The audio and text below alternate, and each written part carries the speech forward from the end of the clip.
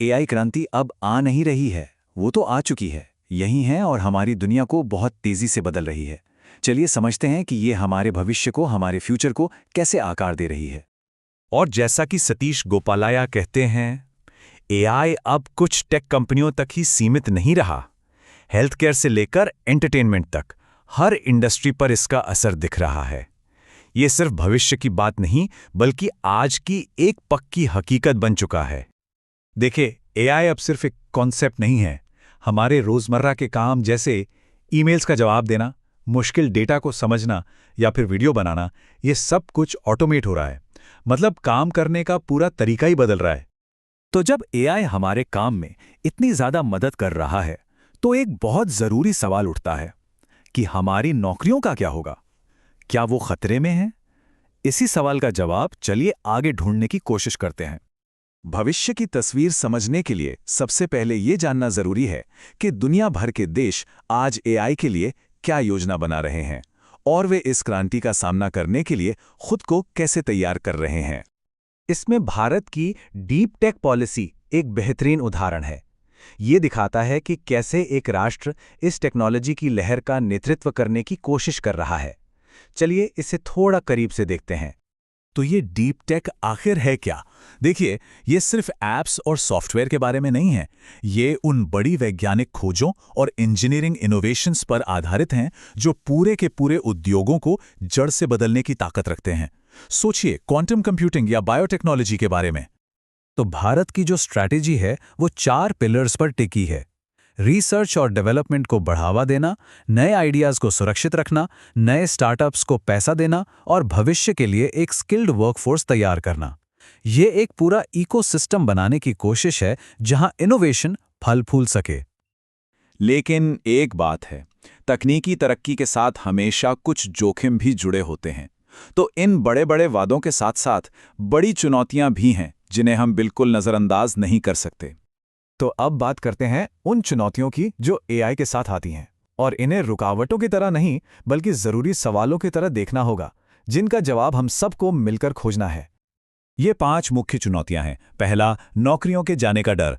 दूसरा, एल्गोरिथम में अनजाने में आने वाला झुकाव या बायस। तीसरा, हमारे डेटा की सुरक्षा। चौथा, एआई पर पूरी तरह भरोसा न कर पाना।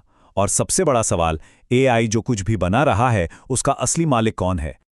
असल में एआई एक दोधारी तलवार की तरह है। एक तरफ तो ये हमें ज्यादा कुशल बनाता है, वहीं दूसरी तरफ इससे नौकरियां जाने और समाज में असमानता बढ़ने का खतरा भी है।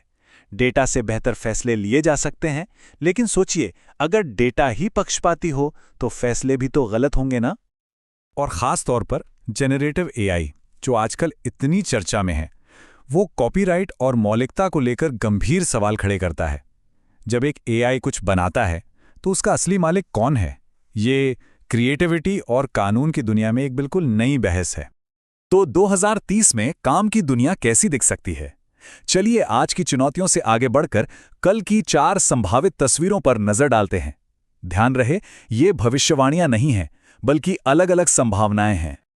पहली दुनिया है रेड वर्ल्ड, जहां इनोवेशन ही सब कुछ है।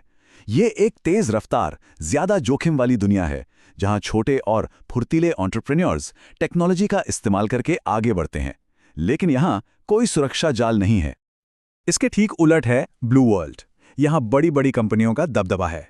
यहां एआई का इस्तेमाल प्रोडक्टिविटी को उसकी चरम सीमा तक ले जाने के लिए किया जाता है और हर कर्मचारी से एकदम बेहतरीन परफॉर्मेंस की उम्मीद की जाती है।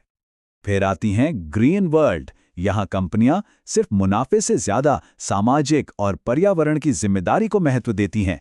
मतलब यहां नैतिकता और एक बड़ा मकसद अर्थव्यवस्था के मुख्य ड्राइवर बन जाते हैं। और आखिर में येलो वर्ल्ड। यहां इंसानियत सबसे पहले है।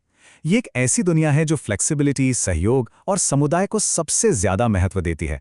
यहां काम का मतलब सिर्फ पैसा कमाना नहीं, बल्कि कुछ सार्थक करना है।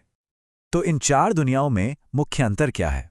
हर दुनिया एक अलग प्रेरक शक्ति पर चलती है, चाहे वो इनोवेशन हो, कॉर्पोरेट ताकत हो, सामाजिक जिम्मेदारी हो या फिर मानवीय जुड़ाव। और हर दुनिया में एक काम करने वाले से अलग तरह के स्किल्स की उम्मीद की जाती है।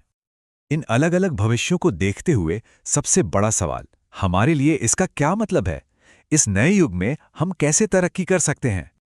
टेक्नोलॉजी चाहे कितनी भी आगे बढ़ जाए, एक बात हमेशा सच रहेगी कि किसी भी संगठन में इंसान का काम हमेशा एक अनोखा और सबसे जरूरी हिस्सा बना रहेगा। तो भविष्य चाहे कैसा भी हो, एक बात साफ है, बदलते हालात में ढल जाना, मुश्किल समस्याओं को सुलझाना और मिलकर काम करना, ये इंसानी गुण पहले से कहीं ज्यादा कीमती हो जाएंगे। ये वो स्किल्स हैं जिनकी नकल एआई नहीं कर सकता। हमें ये याद रखना होगा कि टेक्नोलॉजी सिर्फ एक औजार है, हमारी तकदीर नहीं। इसे चलाना हमारे हाथ में है और हमारी असली ताकत हमारी क्रिएटिविटी, सोचने समझने की शक्ति और एक दूसरे को समझने की क्षमता में है। भविष्य पहले से लिखा हुआ नहीं है, वो हमारे आज के फैसलों से आकार लेगा। तो सवाल ये है कि हम सब मिलकर कैसा भविष्य बनाना चाहते हैं।